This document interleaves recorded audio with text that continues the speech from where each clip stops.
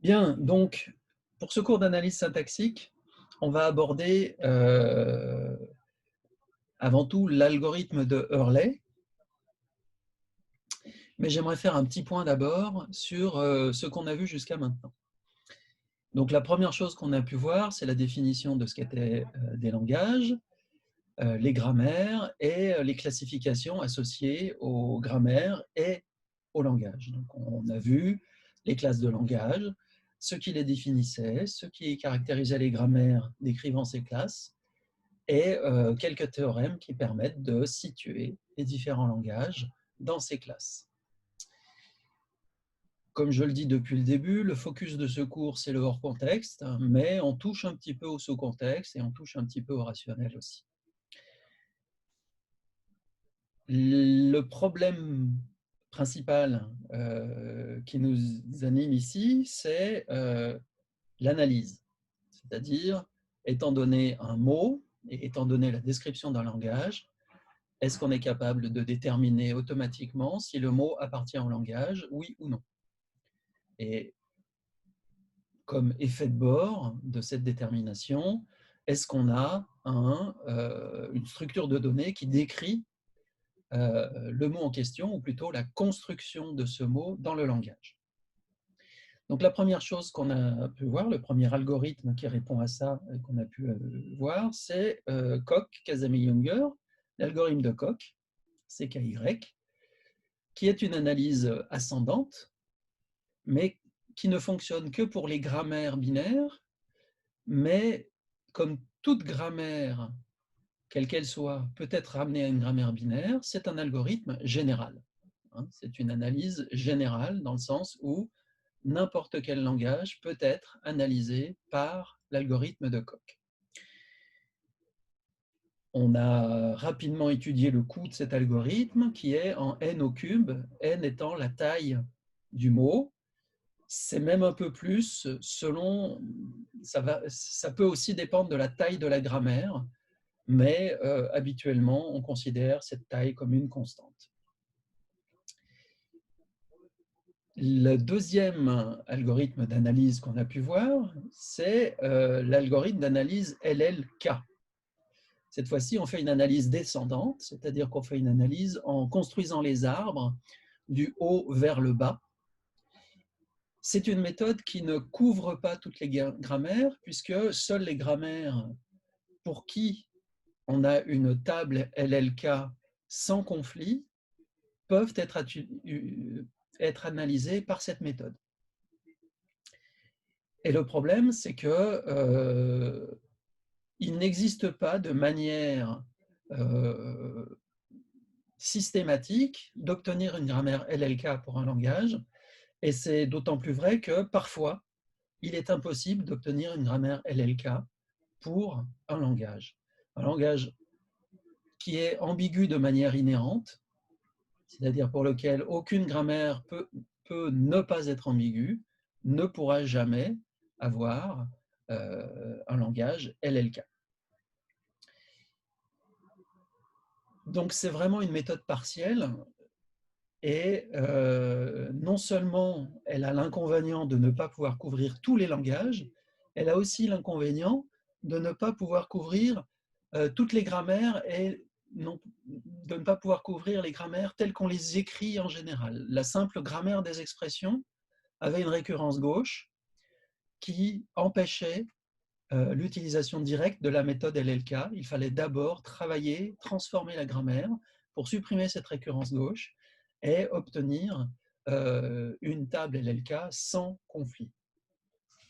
Donc, l'inconvénient, c'est que on obtient des arbres qui ne sont pas ceux qu'on veut en général, puisque dès qu'un opérateur, pour la grammaire des expressions par exemple, dès qu'un opérateur est associatif à gauche, on a envie de le décrire avec une récurrence à gauche. C'est finalement cette méthode d'analyse, elle est partielle, elle a des problèmes, mais elle est extrêmement intéressante parce qu'elle est facile à mettre en œuvre. Vous avez pu le voir avec l'apnée. Dans l'apnée, nous avons fabriqué un analyseur LL. C'est du LL2 formellement, mais en fait, il était LL1 à une exception près, et nous avons vu qu'il existait un moyen de produire un programme systématiquement qui faisait l'analyse une fois qu'on avait fait la table LL1 de la grammaire. La difficulté qui pouvait se poser, c'est que comme on est obligé de changer la grammaire pour supprimer la récurrence à gauche, eh bien, le calcul des expressions, donc quand on augmente l'analyse et qu'on transforme notre analyseur en un interpréteur d'expressions, eh bien, il faut faire toute une gymnastique pour que les expressions soient évaluées correctement. J'aimerais aujourd'hui simplement qu'on voie une petite chose, un petit retour sur l'analyse LLK, et j'aimerais souligner quelque chose qui sera à garder en mémoire pour la suite du cours. À la fin du cours, si vous avez des questions sur l'apnée, je les prendrai et j'essaierai d'y répondre. Mais nous le ferons à la fin du cours. Donc, le premier retour, le petit retour que je voulais faire sur l'analyse LLK, en fait, c'est, je voulais attirer votre attention sur la prédiction en LLK. Donc, l'analyse LLK, ça je l'ai déjà dit, ça se base sur un automate d'analyse descendant, et toutes les prédictions sont précalculées à partir de la grammaire en une table sur grand N, croix grand T, qui contient les règles à prédire. Ce qu'on peut voir, c'est que la prédiction a lieu au début du mot à analyser. C'est-à-dire qu'au moment où on est en train de prédire, notre lecture en est au début du mot pour lequel on est en train de prédire un nom terminal. Je donne un exemple. Prenons une grammaire toute simple, enfin un langage tout simple. Alors, il est même rationnel, hein, donc ce serait idiot de l'analyser avec une grammaire, mais supposons, ce langage, c'est A2N, B, plus A2N plus 1, C. C'est-à-dire le langage des mots qui contiennent un nombre pair de A suivi d'un B, ou un nombre impair de A suivi d'un C. On peut donner une grammaire assez facilement pour ce langage-là. Donc, S serait écrit en grand A petit b ou grand B petit c, A étant le nom terminal produisant tous les mots de la forme A2N, et B étant le nom terminal produisant tous les mots de la forme A2N plus 1. Okay. Donc cette grammaire, elle est très simple à produire pour ce langage-là. Si on veut utiliser cette grammaire-là pour faire une prédiction, on va la faire au début du mot. C'est-à-dire que la toute première prédiction dans l'analyse LL1 va consister à savoir si on doit utiliser S donne grand A petit b ou grand B petit c. Donc soit l'un, soit l'autre. Au moment où on fait cette prédiction-là, eh bien notre bande de lecture, elle est sur le premier A. Et en LL1, on ne regarde que le premier A. En LL2, on ne regarde que les deux premiers caractères qui vont être 2A. En LL3, on va regarder 3 caractères qui vont être 3A, etc. Et là, sur cet exemple-là, le bon critère, ce serait finalement, est-ce que le mot se termine par B ou par C? S'il se termine par B, je sais que la bonne prédiction, ça va être grand A petit b. S'il se termine par C, la bonne prédiction, ça va être grand B petit c. Mais ce petit b et ce petit c sont hors de portée de la prédiction LL. Pourquoi? Parce que, quel que soit le cas que l'on prend, il me suffit de prendre un mot qui a plus de K A, suivi d'un B ou d'un C, et la prédiction qui se base sur les K premiers caractères du mot ne capturera que les K A du début et ne pourra pas savoir si l'ensemble des A est suivi d'un B ou d'un C. C'est typiquement une grammaire pour laquelle il ne pourra pas y avoir de prédiction correcte. Ce phénomène vient du fait que les éléments qui permettent de prédire sont hors de portée, ils sont arbitrairement loin du début du mot. Et ça, c'est un vrai souci. Ça, c'est un vrai souci parce que ça veut dire que toutes les grammaires qui ont ce comportement-là et tous les langages qui ont ce comportement-là ne pourront jamais être analysés par l'algorithme LM. Donc, c'est ce que je voulais vous montrer, parce que finalement, la question qui se pose, c'est qu'est-ce qu'on peut faire maintenant pour éviter de faire une prédiction alors qu'on n'a pas l'information nécessaire pour prédire. L'idée, du coup, ça va être d'essayer de repousser la décision et de la repousser le plus tard possible. En fait, plutôt que de prendre la décision au tout début de l'analyse du mot, on aimerait pouvoir prendre la décision lorsqu'on est arrivé à un critère qui nous permet de décider. Dans ce cas-là, on aimerait pouvoir prendre la décision au moment où on a lu tous les A. Au moment où on a lu tous les A, soit on a un B, soit on a un C, et là, on peut prendre la décision. Et c'est un petit peu l'idée qui est cachée derrière l'algorithme de Hurley qu'on va voir maintenant. L'algorithme de Hurley, qui est un algorithme ascendant et non pas descendant, mais vous verrez qu'il contient aussi la notion de prédiction. Est-ce que tout est clair jusqu'ici? Si vous avez des questions sur le LL, c'est maintenant. Bien.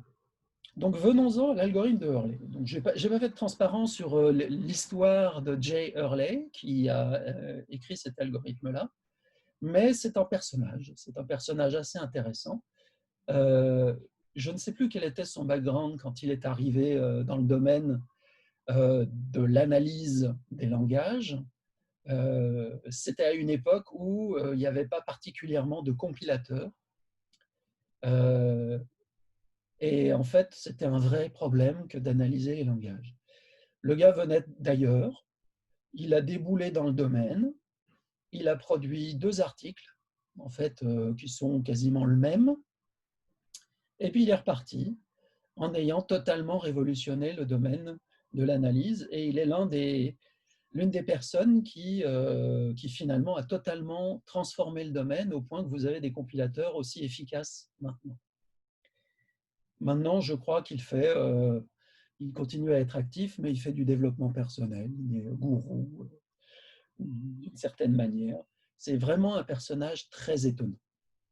Alors, son idée, ça a été de travailler sur une structure de données, plutôt sur une abstraction finalement, que l'on appelle un chart. C'est donc l'idée de l'algorithme de Hurley, c'est l'idée du chart parsing, comme on dit en anglais, c'est-à-dire l'analyse par chart. Un chart, en gros, vous devez connaître cette structure de données, c'est une sorte de DAG, de graphe acyclique dirigé.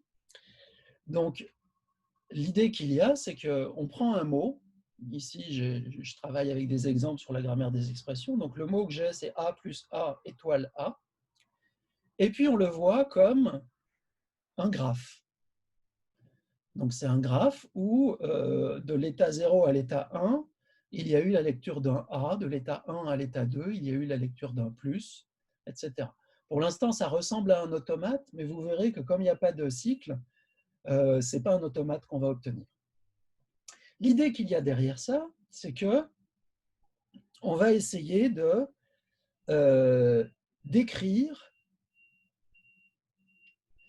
un certain nombre de relations entre ces états, et l'objectif final va être de dire quelque chose du style, pour aller de l'état 0 à l'état 5, on peut y aller en produisant un E par la règle E plus T. Donc c'est un petit peu l'idée de ce chart, c'est de construire ces arcs qui, on le voit, recouvrent le mot, et de dire comment cet arc est construit, ou plutôt par quelle règle de grammaire cet arc est construit. Donc il s'agit d'un arc qui correspond à une expression. Donc cet arc couvre une expression complète qui est A plus A étoile A, et il couvre cette expression qui est construite par la règle E plus T. Alors pour pouvoir construire toute l'idée de l'algorithme, ça va être de construire cette structure de données, construire ces arcs les uns après les autres. Et toute l'idée qu'il y a derrière, c'est de se dire, finalement, pour construire cet arc-là, il nous suffirait de savoir que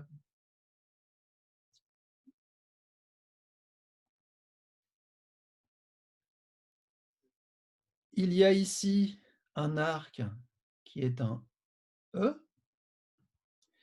Ensuite, il y a un arc plus. Et ensuite, il y a tout ce chemin-là qui correspond à un T.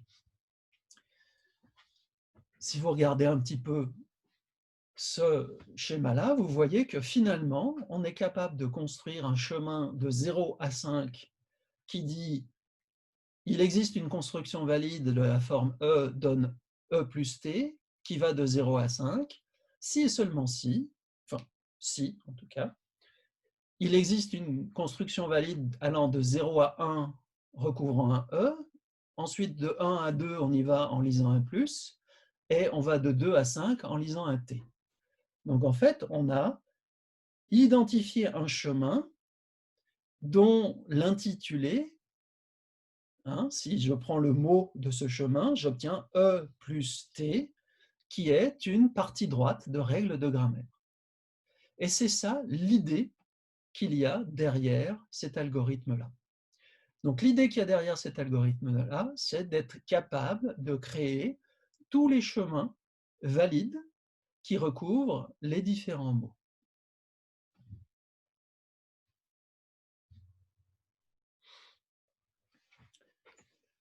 Donc on reprend ce graphe-là et on voit bien que tout ça est possible. Récursivement, on peut se dire, tiens, est-ce qu'on a effectivement ce chemin-là?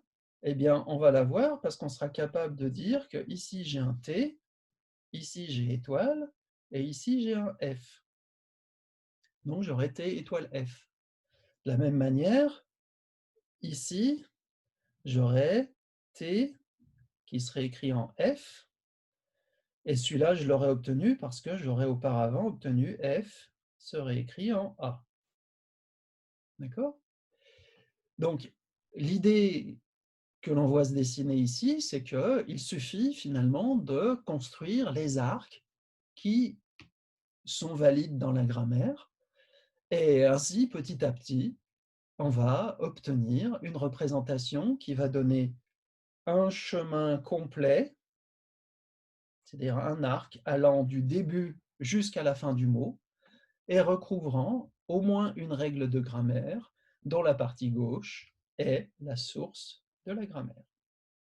Une fois qu'on aura ça, on aura effectivement terminé l'analyse et reconnu le mot.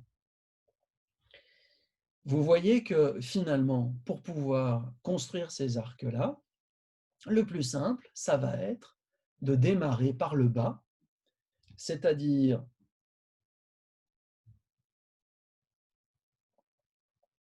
de commencer par identifier dans cette structure de données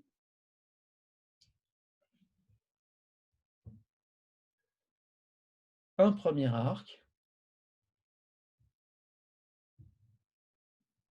qui va dire, tiens, je sais que F serait écrit en A, donc je peux dire que de 0 à 1, il y a un F qui est construit par la règle de grammaire F se réécrit en A. C'est ça qui va être le principe de base, et on voit que pour pouvoir construire l'ensemble des arcs, on va commencer par le bas. On va voir qu'il y a F se réécrit en A. Ici aussi, on va avoir un F se réécrit en A. Ici aussi, on va avoir un F se réécrit en A. Donc on a un algorithme d'analyse qui va partir du bas et qui va construire une structure de données qui va petit à petit remonter dans l'arbre syntaxique, puisque là, quand on a ce chemin-là, c'est la même chose que d'avoir un arbre syntaxique de cette forme-là.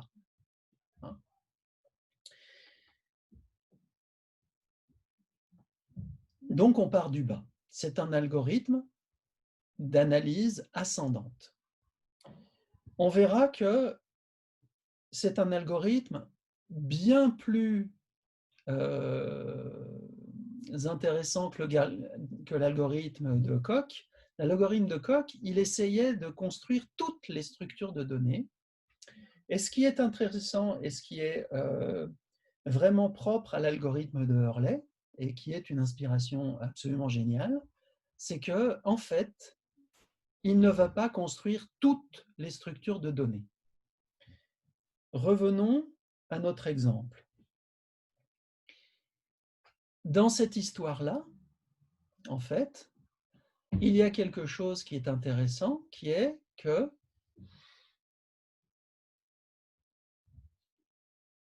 de là à là, on pourrait dire c'est pas seulement un T, c'est aussi un E, puisque c'est une expression. Mais en fait, dans le contexte qui est là, il est absolument inutile de produire un truc qui dise ben, E se réécrit en T, puisque j'ai un T. Et cette structure-là, on va pas la produire tout simplement parce que cet algorithme saura capable de dire que à cet endroit-là, je n'attends pas de E. Donc, on voit deux choses. La première chose, c'est qu'il s'agit d'un algorithme d'analyse ascendante. On part du bas et on remonte dans la structure, comme pour l'algorithme de Coq. Mais on ne le fait pas de manière exhaustive. L'algorithme de Coq remontait en construisant toutes les structures de tous les sous-mots. Ici, on ne va pas construire les choses de manière exhaustive et on va exploiter un petit peu ce qu'on a pu voir dans le LL.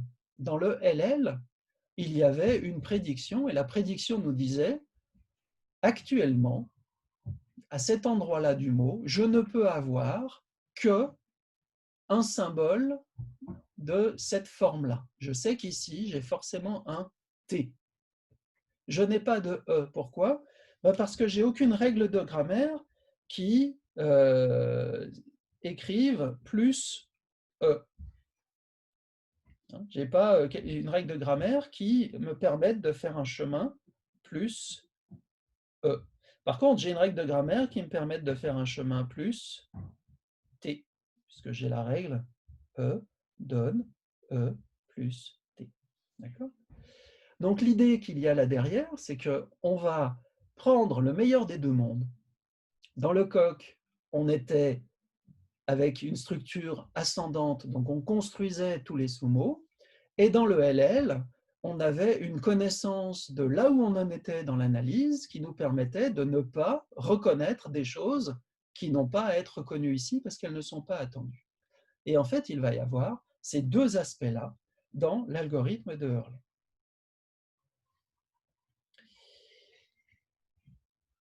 Du coup, comment on fait pour construire le chart? La première chose qu'on fait, c'est commencer par l'analyse lexicale. Jusqu'à maintenant, on ne l'a pas tellement formalisé, mais l'analyse lexicale, c'est simplement ce qui permet de reconnaître les symboles terminaux. Donc là, on obtient un graphe de symboles terminaux. La première chose qu'on va faire, c'est qu'on va prédire des arcs. Et c'est là que l'algorithme est extrêmement intéressant, c'est qu'il a aussi une partie prédiction que n'avait pas du tout l'algorithme de Coq. Alors, c'est quoi une prédiction? Eh bien, vous êtes en train d'analyser le mot A plus A égale A. Et la question qui est posée, c'est est-ce qu'il s'agit d'un E? Est-ce qu'il s'agit d'une expression? Donc, on peut prédire que s'il s'agit d'un E, eh bien, ce E peut être construit par un arc qui va démarrer à l'état 0, dont on ne sait pas où il va arriver encore, mais on espère qu'il arrive à l'état 5. Et puis cet arc, il est construit par la règle de grammaire E donne E plus T. Et puis, il va aussi être possible de construire un arc qui part de 0 et qui va correspondre à la règle de grammaire E donne T. Donc les prédictions nous permettent de démarrer le dessin d'un arc. Et en fait, ces prédictions-là, si je regarde E donne T, ça me dit, en tant que prédiction, que non seulement je peux prédire qu'il s'agit d'un E, puisque le E est la source de la grammaire, mais comme ce E s'est réécrit directement en un T, je peux étendre la prédiction en disant que j'ai aussi la possibilité ici d'avoir un T qui lui-même peut être produit par T étoile F ou alors par T donne F.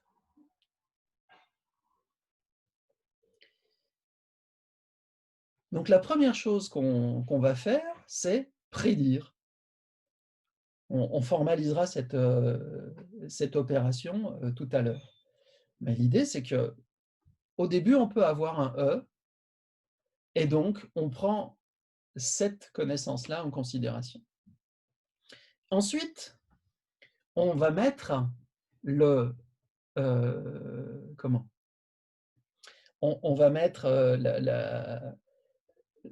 ces prédictions à l'épreuve du mot qui est en cours d'analyse. C'est-à-dire qu'à un moment, on va avancer les prédictions. Donc, on va être capable, à un moment, de faire avancer une prédiction un peu plus loin, c'est-à-dire qu'elle va peut-être dépasser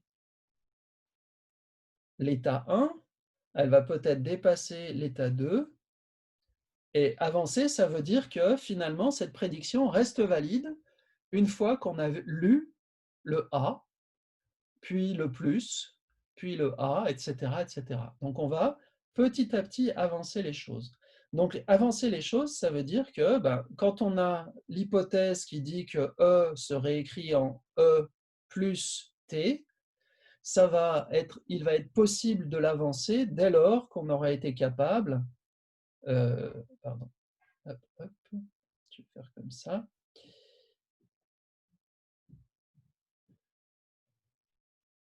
Dès lors qu'on aura été capable de terminer cet arc-là, qui dit que E se réécrit en T, eh bien, on aura un E qui va de 0 à 1, et du coup, cette prédiction-là nous permettra, enfin, survivra au premier état. C'est-à-dire que cet arc va aller un peu plus loin. Elle va aller un peu plus loin, pourquoi? Parce qu'on aura obtenu un bout de la partie droite de la règle à laquelle elle correspond, c'est-à-dire qu'on aura obtenu le E ici, et comme ce E va à l'état 1, eh bien on aura vu que cet arc, il a avancé un peu plus. Et puis, rapidement, on pourra voir aussi que comme après le E, il y a un plus, cet arc-là va survivre encore un peu plus longtemps. D'accord?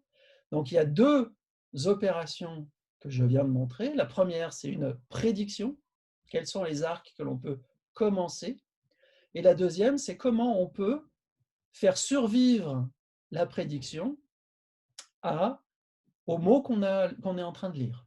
Et l'idée, ça va être qu'à un moment, il va y avoir un arc T qui va être valide comme ça, Et ça va nous permettre d'avancer cet arc-là jusqu'à la fin.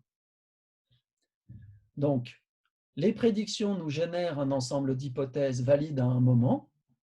On peut avancer en conservant les hypothèses qui restent, qui survivent au fait qu'on a lu un A, puis les hypothèses qui survivent au fait qu'on a lu un A puis un plus, etc., etc., etc. Et à la fin, on terminera avec les arcs qui auront survécu à toute la lecture du mot.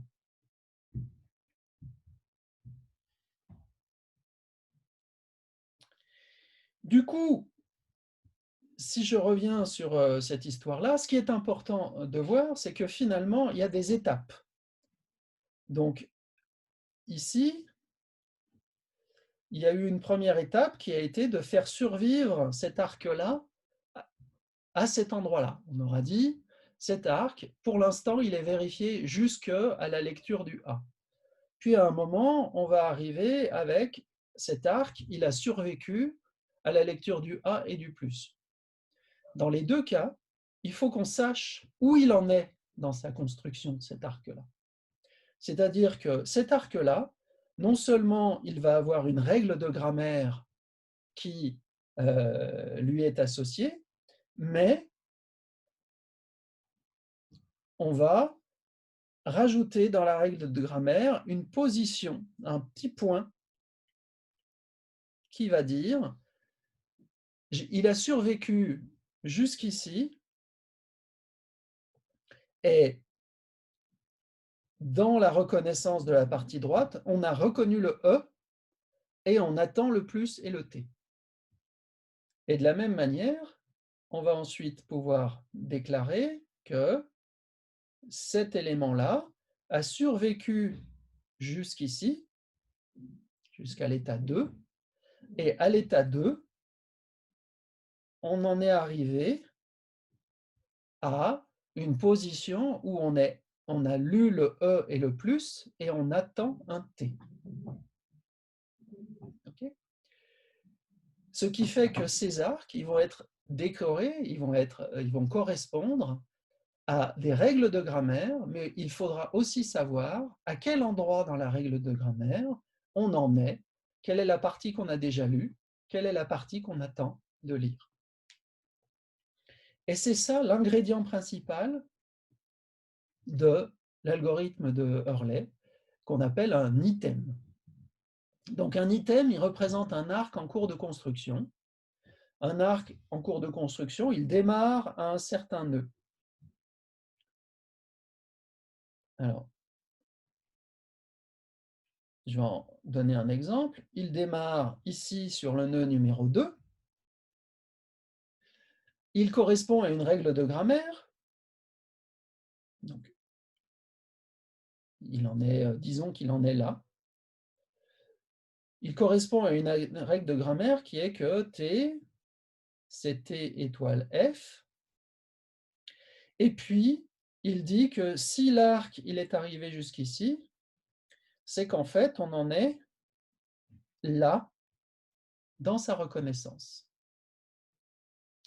Donc, ce qui est intéressant, c'est de savoir d'où démarre l'arc, quelle est la règle de grammaire qui correspond à cet arc, et où est-ce qu'on en est, où est le point dans cette règle de grammaire. Et ça, c'est ce qu'on appelle un item. Je dessine ici l'item qui est mis en exemple. Donc, un item, c'est quoi? C'est une règle de grammaire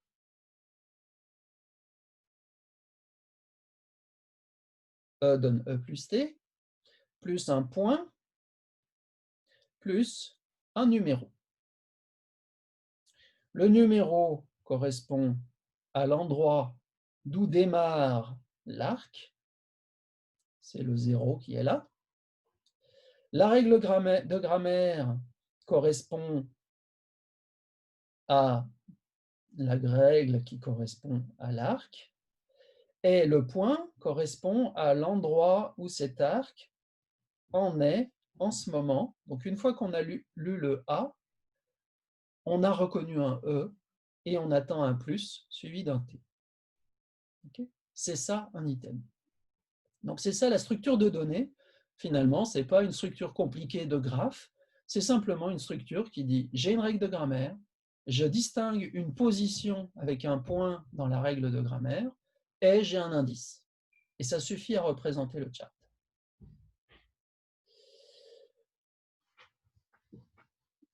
Du coup,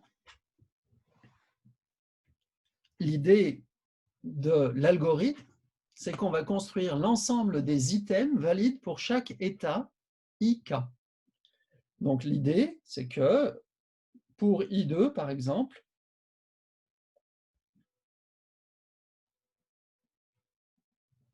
I2 va correspondre à un certain nombre d'arcs en cours, c'est-à-dire à un certain nombre d'items corrects, c'est-à-dire va y avoir un arc, par exemple, qui commence à 0, qui correspond à E, donne E plus T, et pour lequel, quand on est dans l'état I2, le point se situe ici. Donc il y a cet item-là, il y a l'item, il y en aura d'autres, hein, on verra. Donc l'idée, c'est de construire pour chaque état l'ensemble des items, c'est-à-dire des arcs en cours de construction qui sont valides pour l'état en question. C'est-à-dire qu'on se positionne au niveau de l'état, on fait comme si tout ce qui était à gauche a été lu, tout ce qui est à droite n'a pas été lu, et ce que contient cet ensemble, c'est l'ensemble des arcs qui ont survécu jusqu'ici et qui sont prédits par la grammaire. Donc il y a 3 actions dans l'algorithme de Hurley. La première action, c'est la prédiction. Alors la prédiction, c'est quoi? C'est si dans un certain ensemble IK, c'est-à-dire à une certaine position, j'ai un item de la forme A donne alpha point grand B gamma et qui commence à la position J.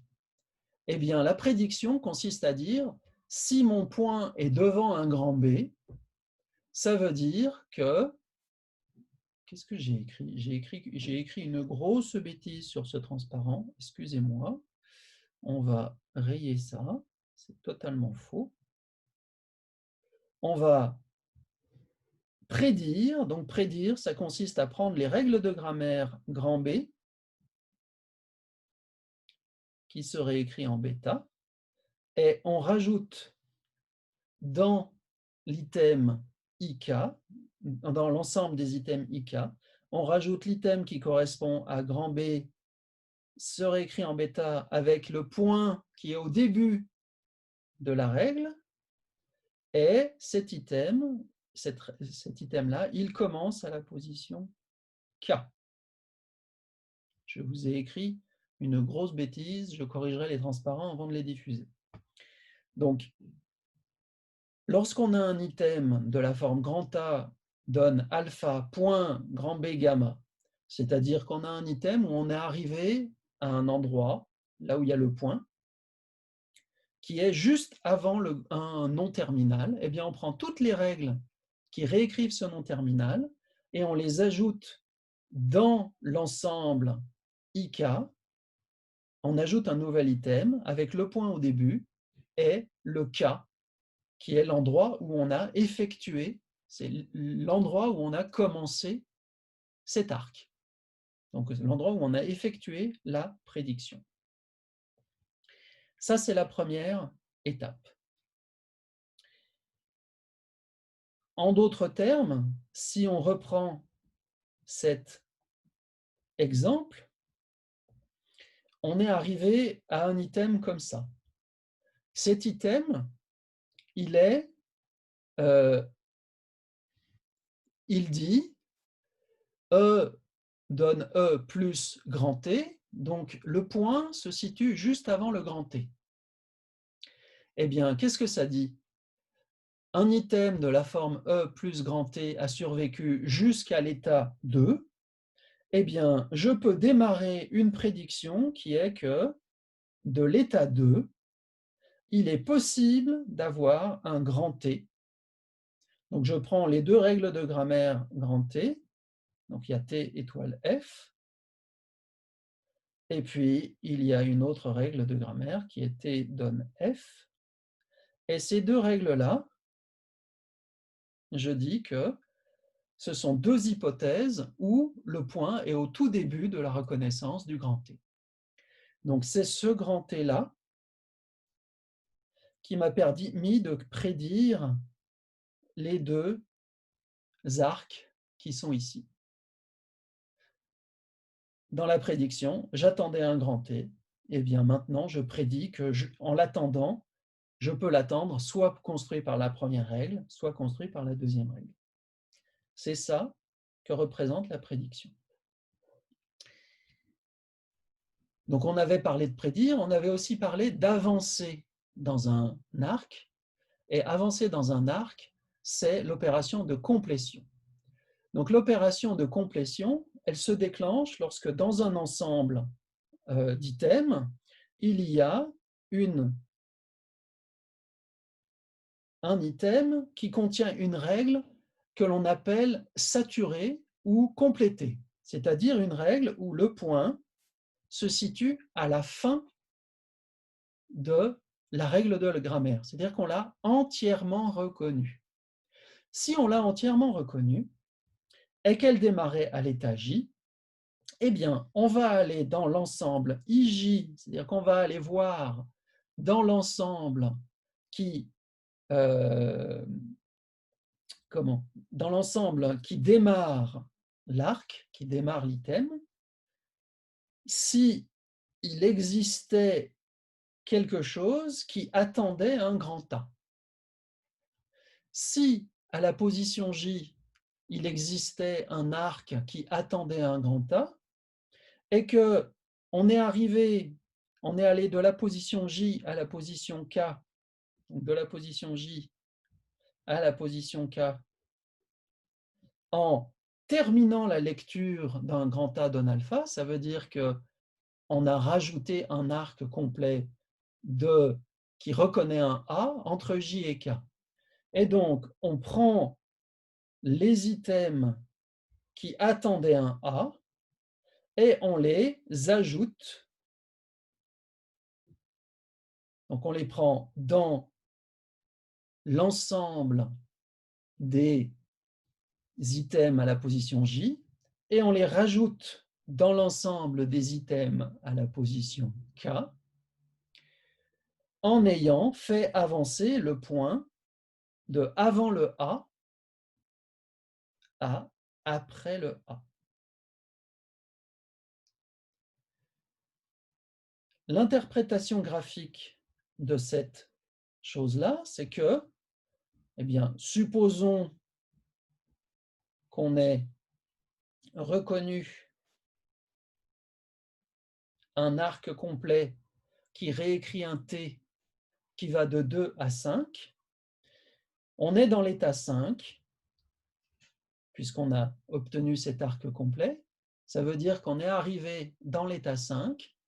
Et dans l'état 5, on a terminé, on est arrivé avec un item où le point était ici. Comme on a obtenu le point ici, on vient de terminer un T qui avait commencé à l'état 2. Donc on regarde à l'état 2 s'il y avait un arc qui attendait qu'un T soit terminé. Il y en a un ici. Et dans ce cas-là, on l'avance, c'est-à-dire qu'on va le rajouter à l'état 5 avec le point qui se trouve situé après le T.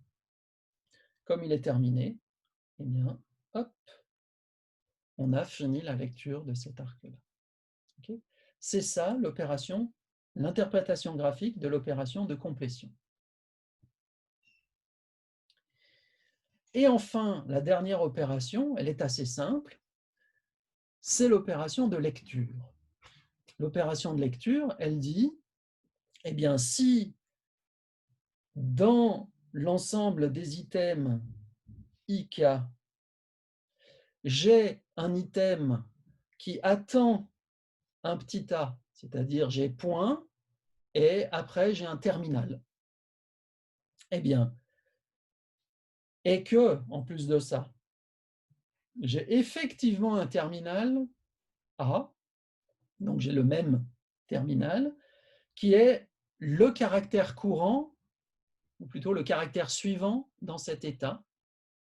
Eh bien, je rajoute dans l'état K plus 1 l'item où j'ai passé mon point de avant le A à après le A.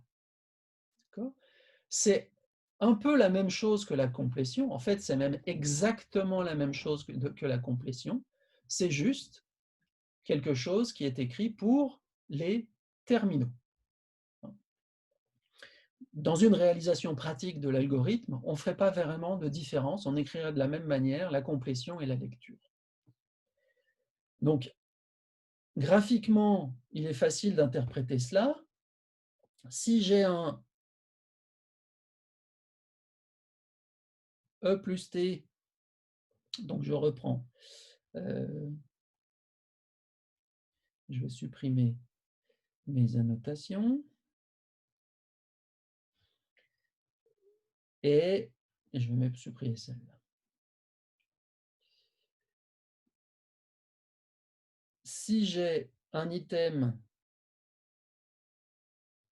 qui est arrivé ici, et qui dit E serait écrit en E plus T. Cet item-là, s'il est arrivé à l'état 1, ça veut dire que le E a été reconnu. Et cet item-là, il a un point qui est juste avant le terminal plus. Eh bien, comme il y a un plus qui part de l'état où se situe cet item, eh bien, on fait continuer l'hypothèse au-delà du plus. Donc, on fait basculer, on enlève ce point-là, et on fait basculer le point après le plus. Et ça veut dire qu'on va avoir un item qui maintenant est viable à l'état 2, il est donc dans I2, et il a son point qui a été avancé. Ça, c'est l'opération de lecture. OK ?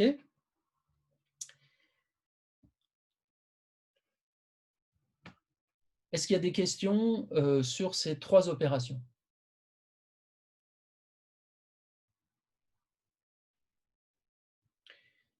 On va en voir un exemple juste après. Vous aurez peut-être des questions à ce moment-là. Du coup, l'algorithme de Hurley, il est assez simple.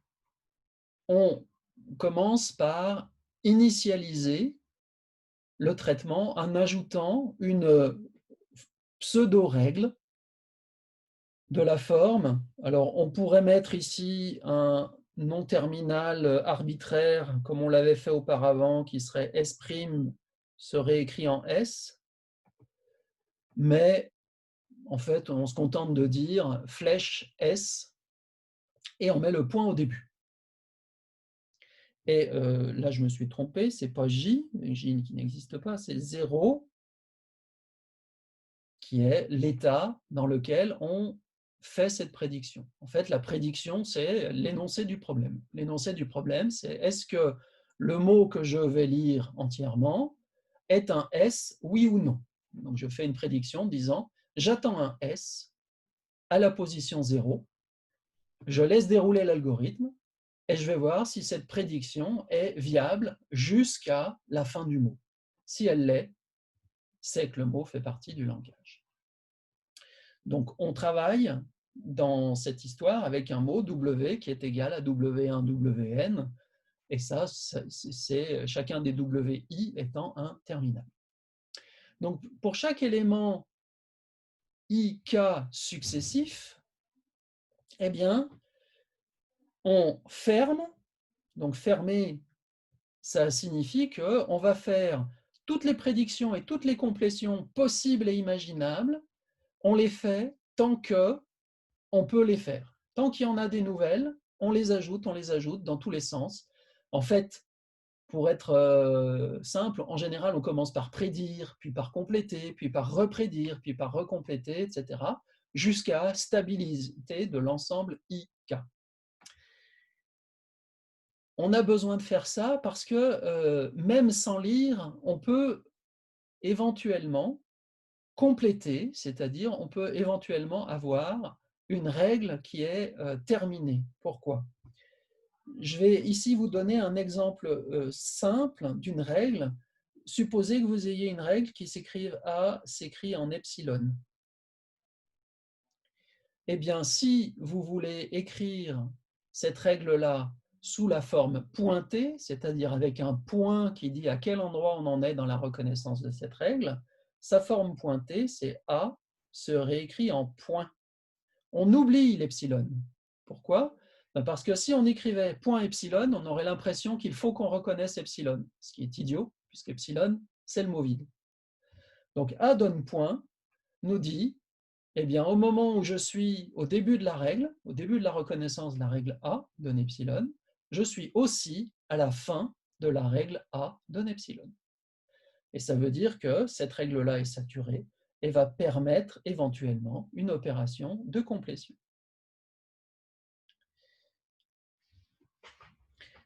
Donc, l'étape pour chaque ensemble va consister à fermer l'ensemble par prédiction et par complétion. Et puis, une fois qu'on a atteint une stabilité, eh bien, on va faire l'opération de lecture qui va nous permettre de rajouter des éléments dans l'ensemble IK plus 1.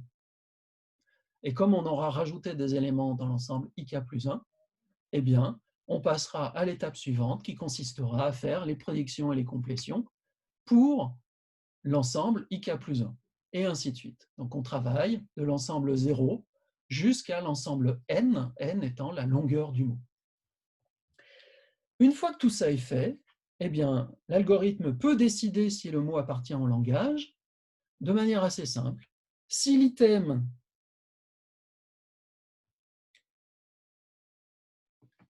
initial, c'est-à-dire l'item qui a été posé à la position 0, qui consiste à dire que l'on attend un S, et en fait on est arrivé à la fin du mot en ayant lu entièrement le S, eh bien, bingo, S produit W.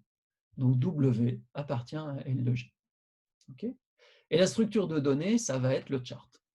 Et en fait, à partir d'un chart, on sera capable de construire l'arbre syntaxique. On verra que le chart est même beaucoup plus intéressant comme structure de données que l'arbre syntaxique. Donc ça, c'est l'algorithme de Hurley.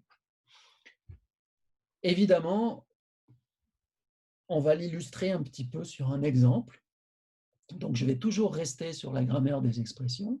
Grammaire des expressions que je rappelle, je ne l'ai pas rappelé jusqu'à maintenant, mais elle n'a pas changé depuis le début du cours.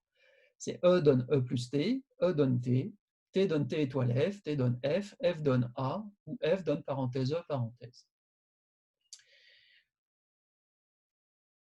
Vous verrez que j'ai gardé que l'opérateur additif et l'opérateur multiplicatif.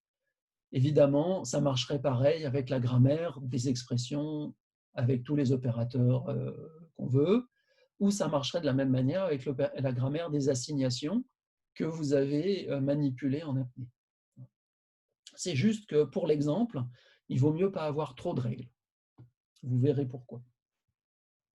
Donc le mot qu'on veut analyser, c'est celui que j'ai utilisé comme support jusqu'à maintenant, c'est A plus A étoile A.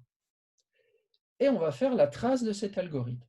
La trace de cet algorithme, eh bien en fait, c'est la trace de la construction de tous les IK pour K variant de 0 à la longueur du mot, 5. Okay, donc on va construire tous les IK. Je vous rappelle l'initialisation. L'initialisation consiste,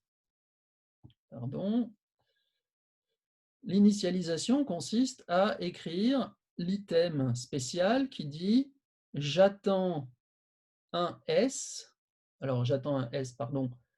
dans la grammaire qui est là, le S c'est un E, j'attends un E et cette prédiction a été faite à la position 0. La première opération qu'on va faire, ce sont les prédictions. Donc, on va fermer cet ensemble-là pour les prédictions et les complétions. Donc, les prédictions qu'on peut faire à partir de cet item-là, cet item, il attend un E, il attend un grand E. Donc, je peux rajouter deux items. Un premier qui dit que E serait écrit en E plus T avec le point qui est au début, et je fais cette hypothèse à la position 0. Et puis, j'ai E serait écrit en T, toujours avec le point au début, et c'est une hypothèse que je fais à la position 0.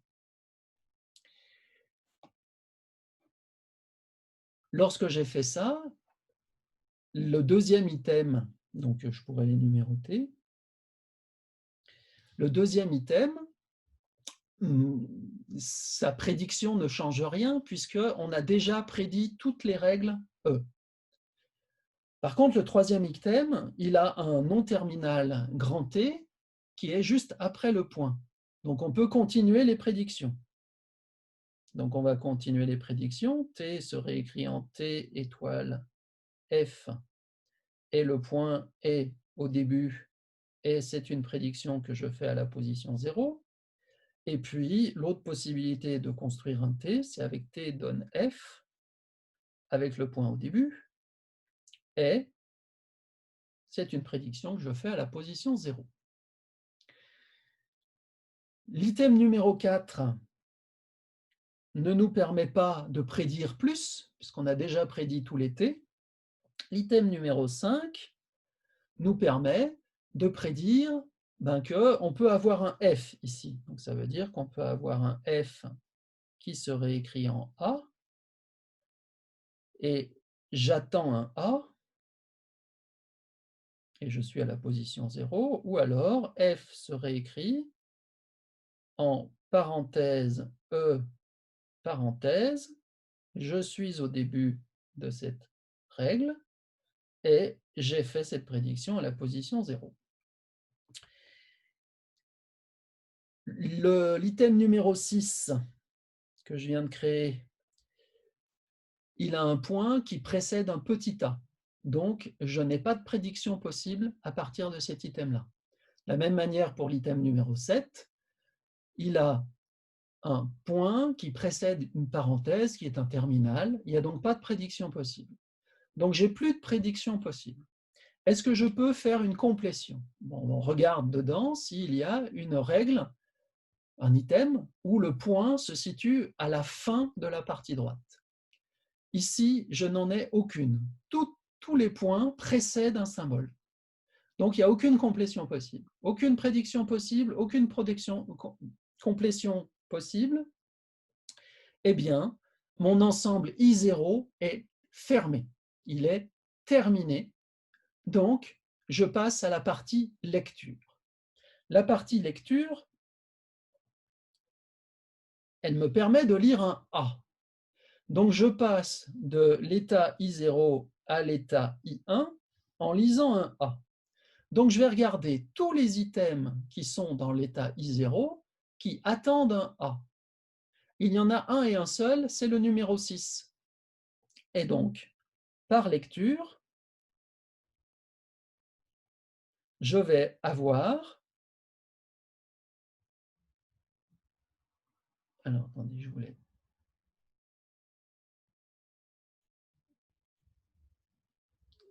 montrer qu'il y a lecture. La lecture consiste à dire, je vais prendre cet item-là, qui attend un A, et je vais faire avancer le A.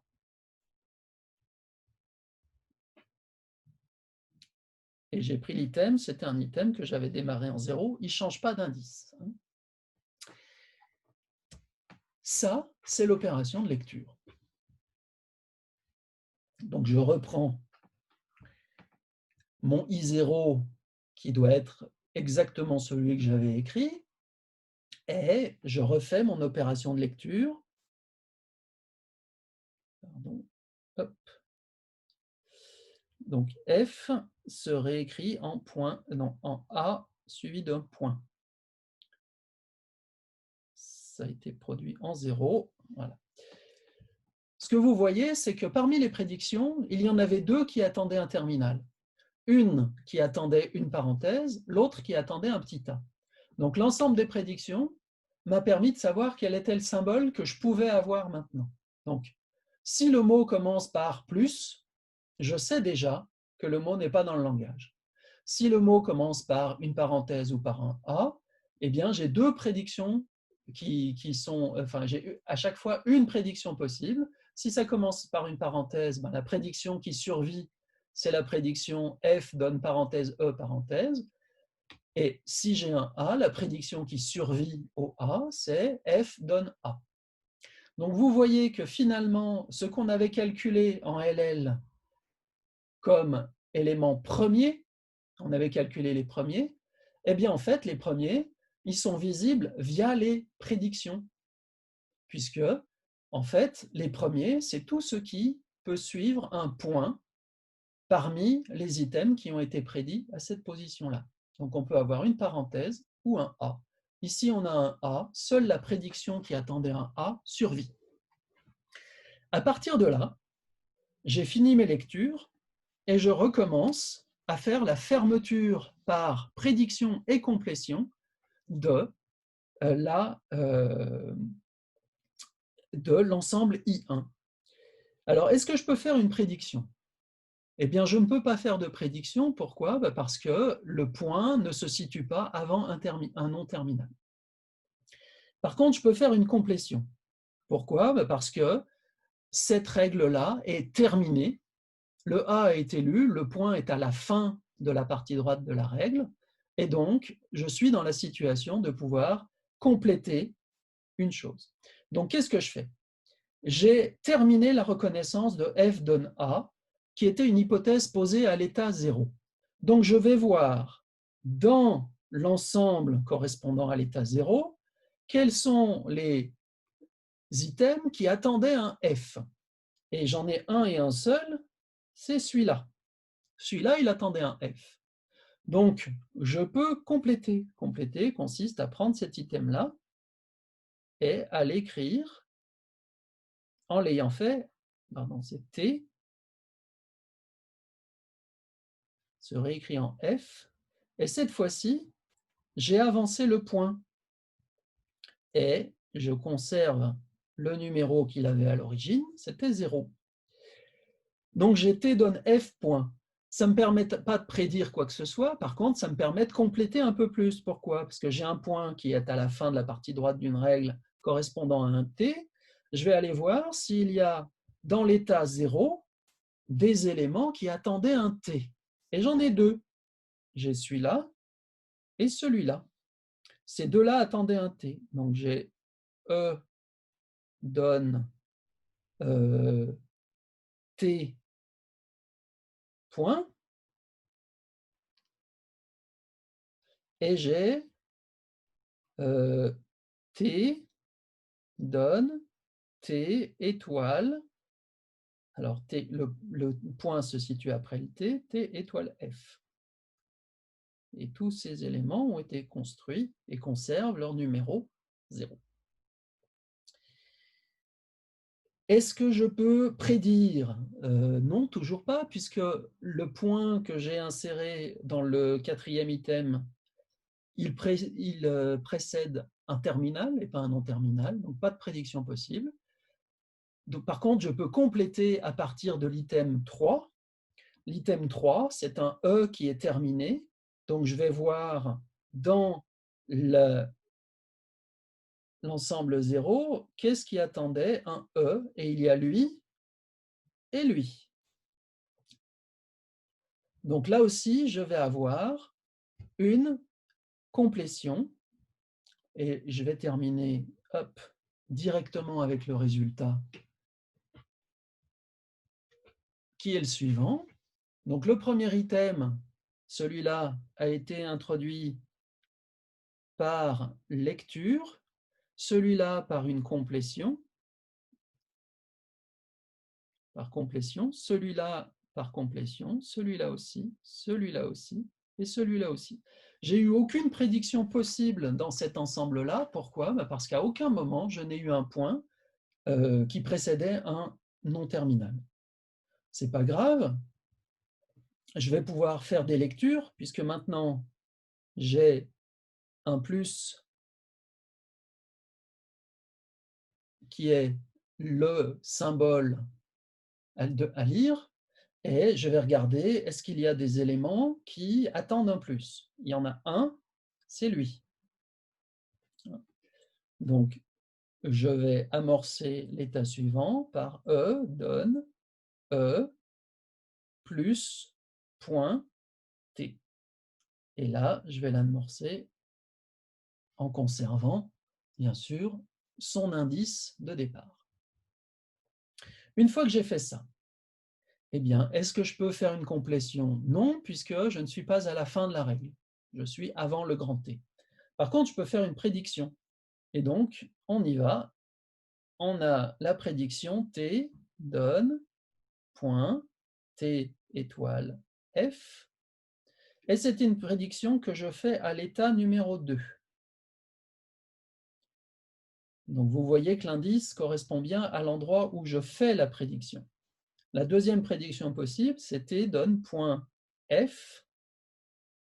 Et c'est aussi une prédiction que je fais à l'état numéro 2. Le deuxième item ne me prédit pas plus. Par contre, le troisième item me prédit des F. Donc, je vais avoir F donne point A. Et c'est aussi une prédiction faite à l'état 2. Et la dernière prédiction possible, c'est parenthèse E, parenthèse, faite à l'état 2 aussi. Une fois que j'ai fait ça, j'ai fait toutes les prédictions. Je n'ai toujours pas de complétion, donc je termine là mon ensemble.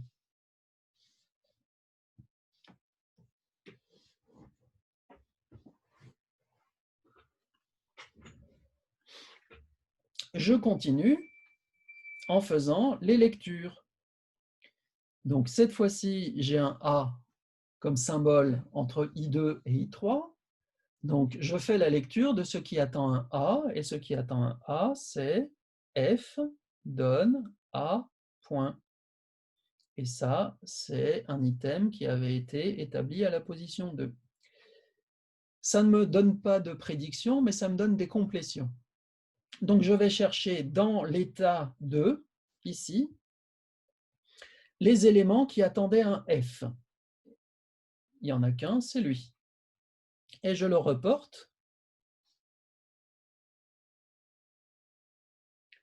Je le reporte, donc c'est T donne F point, virgule 2. Donc j'ai simplement reporté en avançant le F.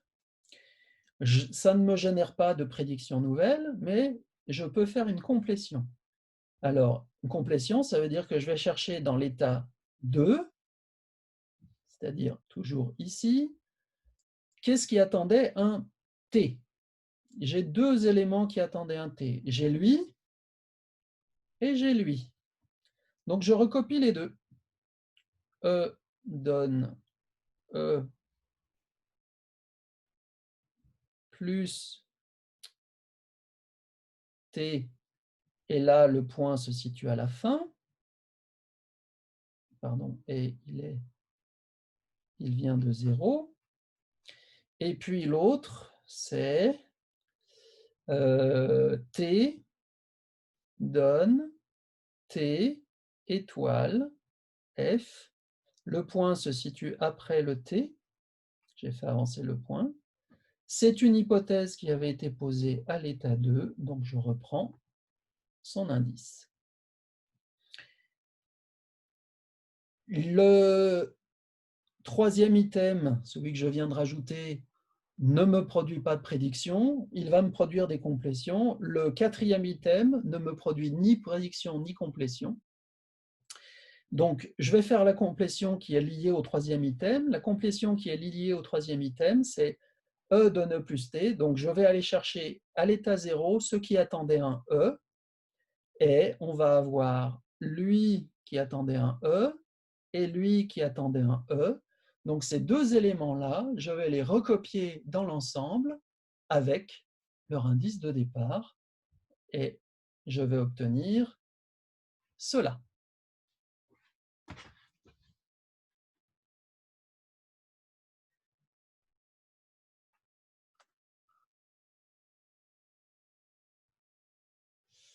Vous voyez rien? Oula. Non, il n'y a qu'une personne qui a un problème. Ok. Bien. Je continue. On a terminé l'ensemble I3. On a la lecture d'une étoile. Il y a un item qui attend une étoile. Je le recopie. Ça me donne T, flèche, T, étoile, point, F2. Et là, va y avoir une prédiction sur F,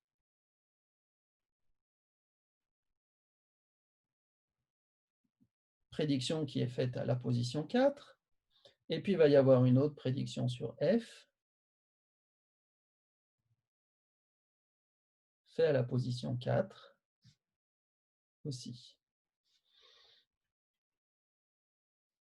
Okay. Pas d'autres prédictions, pas d'autres complétions si je ne me suis pas trompé. Bon, je suis content, je ne me suis pas trompé. Et on termine maintenant en faisant la lecture pour passer à l'état I5, donc c'est la lecture d'un A. On prend cet élément-là qui est capable d'avancer, F donne A point, hypothèse posée à la position 4. Ça me donne une complétion. Je vais chercher dans l'ensemble I4 les éléments qui attendaient un F, et il y en avait un, c'était lui. Donc je vais obtenir T donne T étoile F point, qui avait été prédit à la position 2. Ça me donne une nouvelle complétion qui est un élément présent dans l'état I2, c'est-à-dire ici, et qui attend un T. Donc je vais chercher tout ce qui attendait un T à la position I2. J'en trouve deux, celui-là et celui-là. Donc ça me permet d'obtenir T donne T point étoile F, et ça me permet d'obtenir E donne E plus T point, hypothèse émise à la position 0. Et je me retrouve, donc le troisième item ne me génère rien de nouveau, on ne peut pas prédire à partir de lui, et on ne peut pas compléter non plus. Par contre, on peut compléter à partir du quatrième item. Donc, je vais chercher dans l'état 0 tous les éléments qui attendaient un E, il y a lui et il y a lui. Et je vais me contenter de les ajouter. J'ai terminé l'algorithme puisque je n'ai plus aucune prédiction possible qui me permette d'augmenter cet ensemble I5. Ni prédiction ni complétion possible me permettant d'augmenter cet ensemble I5. Comment je vérifie que mon mot appartient au langage? Eh bien, la procédure de décision, elle est assez simple. Il y a l'item spécial hypothèse, celui qui posait la question, est effectivement terminé, puisqu'il a survécu jusqu'à l'état I5 avec le point qui se situe après la source de la grammaire. Donc ça veut dire que je suis parti de l'état 0, je suis arrivé à l'état 5 avec un arc qui domine E. Donc le E génère correctement le mot W et j'ai terminé mon algorithme. Alors, l'interprétation graphique de cet algorithme-là, l'algorithme, on le fait toujours comme je viens de le faire, en travaillant sur les items et en faisant avancer les items. Après, on peut interpréter graphiquement le résultat. Donc, si on veut l'interprétation graphique du résultat, eh bien, les items qui sont saturés ou complétés, c'est-à-dire ceux où le point est à la fin de la partie droite, donc ceux de la forme A donne alpha.j, ce sont des arcs complets, c'est-à-dire des arcs qui ont démarré à un certain endroit.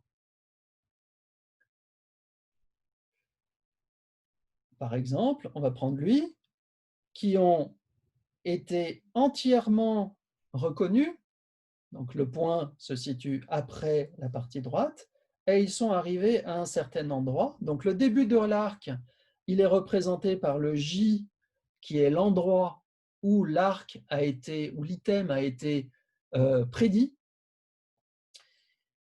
Le label de l'arc est donné par la règle de grammaire qui est là.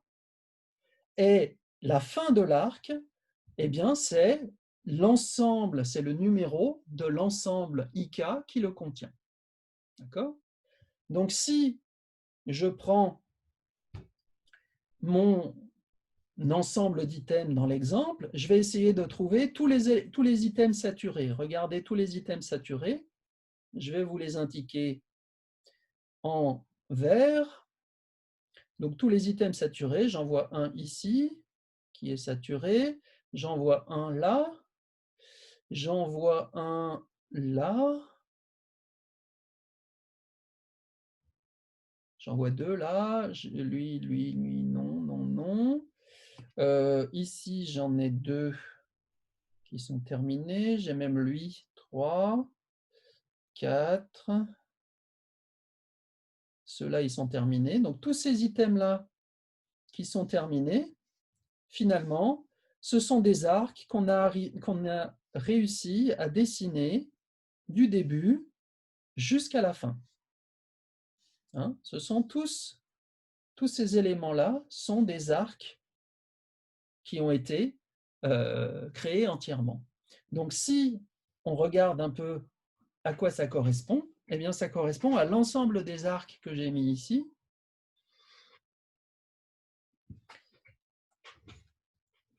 Donc, on voit l'arc qui commence à l'état 0,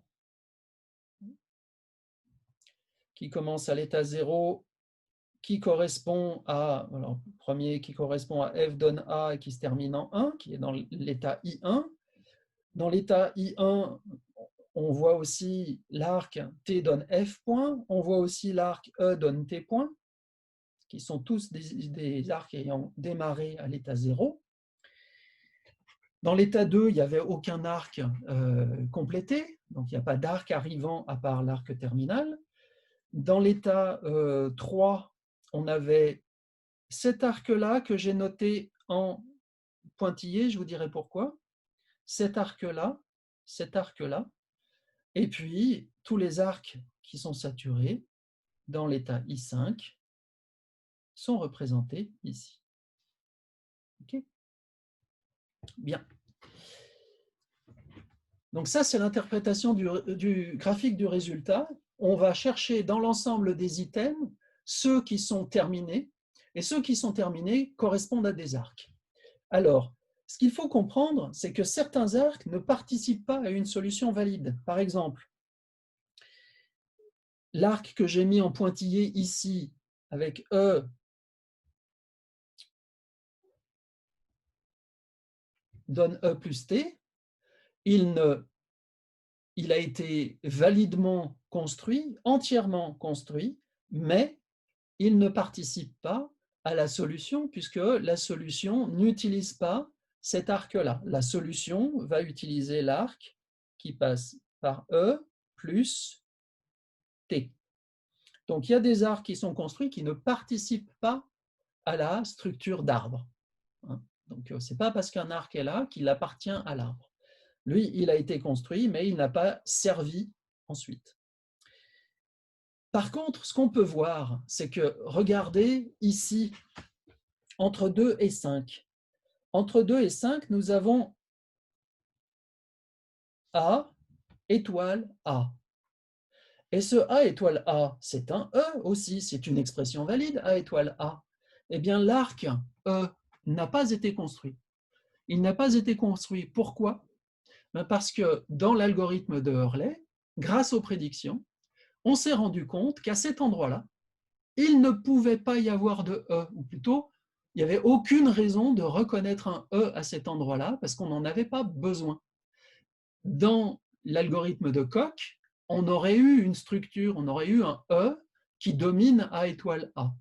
Ici, on ne l'a pas produite parce qu'il n'est pas nécessaire de la produire. On sait déjà par le jeu des prédictions qu'il n'y a pas de structure valide ayant besoin d'un E à cet endroit-là.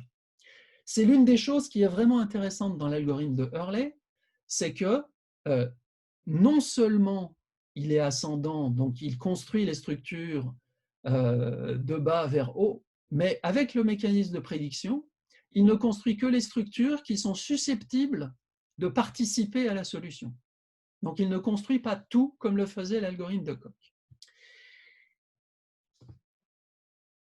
Une dernière chose avant qu'on se quitte, cet algorithme-là, il marche pour absolument n'importe quelle grammaire, quelle qu'elle soit, récursivité à droite, à gauche, grammaire propre ou pas propre, binaire ou NR, n'importe quoi, ça fonctionnera. Ça fonctionnera aussi pour des grammaires ambiguës. Ça voudra juste dire que vous aurez, et en plus, ça générera toutes les solutions. C'est-à-dire que ça va produire toutes les structures de données, enfin tous les charts, tous les arcs qui permettent de décrire le mot. Il y aura plusieurs manières de le décrire. Le coût de cet algorithme, en fait, il est extrêmement intéressant. Alors, il est difficile à évaluer le coût de cet algorithme. Dans le pire des cas, le coût de cet algorithme est en haut de n au cube.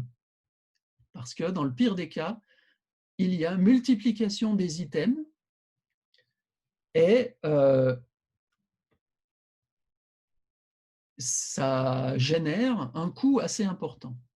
Mais il faut bien comprendre que dans la plupart des grammaires, on ne se retrouve pas dans le pire des cas. Le coût a été donc montré, on a montré que le coût dans le pire des cas était de n au cube, exactement comme l'algorithme de Koch. Si la grammaire n'est pas ambiguë, le coût le pire est de l'ordre de n au carré, ce qui est déjà une amélioration. Et en général, et on a pu le voir dans cet exemple-là, on n'avait pas quelque chose de l'ordre de n au cube ou de n au carré. En général, on a quelque chose qui est linéaire. C'est-à-dire que s'il n'y a pas d'explosion du nombre d'items, on se retrouve avec un nombre d'items relativement constant et le total en mémoire comme en temps est une constante multipliée par le nombre d'éléments, par le nombre de symboles qu'il y a dans le mot. Donc on reste linéaire dans la plupart des cas.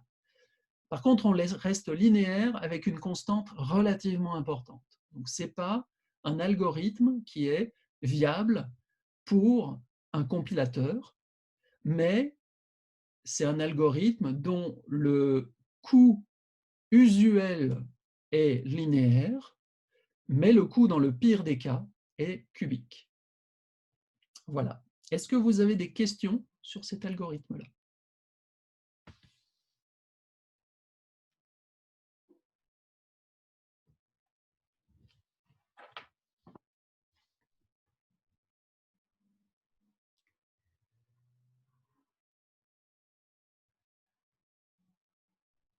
Bon. Eh bien, si vous n'avez pas de questions, je pense que vous en aurez qui viendront. Oui, Allô, oui, monsieur. Moi, j'avais une question. C'est la toute première règle que vous avez mise là où il y avait votre tableau. J'ai pas compris à quoi elle correspondait. Voilà, la flèche point E, d'accord. virgule Alors, 0. on va la faire. On va revenir au début. Hop. En fait, c'est l'initialisation. Regardez l'algorithme, je l'ai mis là. En Ouais. fait, c'est l'initialisation. L'idée, c'est qu'on ajoute un item, c'est le premier item qui permet de démarrer l'algorithme, hein. Puisqu'on travaille par fermeture, si on n'a rien dans les items, il n'y a rien qui est produit, donc il n'y a rien de calculé. Donc il faut démarrer, et on démarre en disant, eh bien j'attends un S. Donc on fait comme si on D'accord. avait une règle de grammaire, euh, une pseudo-règle de grammaire, de la forme S' donne S, et puis on met le point au début avant le S pour dire ben, mon hypothèse, ma prédiction, c'est que je veux reconnaître un S dans ce mot-là. C'est la question posée à l'algorithme. OK? D'accord. Donc ça veut dire que cette règle, on la retrouvera uniquement dans le premier, au Ah tout non, en début fait, et on ne le reverra plus. ben, non, non, vous la reverrez, regardez. Ah oui, Vous la ah, reverrez au fur et à mesure qu'elle avance. ah oui, oui, oui. Oui, oui. Si tout va bien, j'espère que vous la reverrez à la fin, À puisque la fin. sinon... Oui, d'accord. Ok, Et ok, puis même oui. pas, C'est pas celle-là qui seulement à va. la fin, regardez, ici, Ouais, elle est aussi dans l'état I1, oui. parce que A, c'est aussi un E. Donc elle survit à A, et en plus, après le A, elle est tout à fait contente, elle dit ouais, ouais, très bien, j'ai trouvé un E. Sauf qu'on n'est pas arrivé à la fin du mot. Donc ça ne participe pas à la solution. Enfin, ou plutôt, D'accord. oui, elle ne participe pas à la solution, hein, elle n'est pas la racine. Mais elle dira, OK, moi je suis contente, si on s'arrête là, je suis content, j'ai trouvé un E. Le problème, c'est qu'on ne s'arrête pas là, bon, ben, c'est pas grave, on la reverra plus tard. OK? Ok. C'est l'énoncé du problème. En fait, il faut la voir exactement comme la pseudo-règle qu'on a rajoutée pour le LL, qui était de rajouter Mhm. S' donne S $, qui avait été rajouté uniquement pour l'algorithme. OK? Ok. Avait été Oui, oui. rajouté uniquement pour initialiser l'algorithme. Là, c'est exactement pareil. On pourrait dire S' donne point .s et ça initialise l'algorithme. D'accord. Alors le TD, il sera disponible après la semaine de concours de programmation.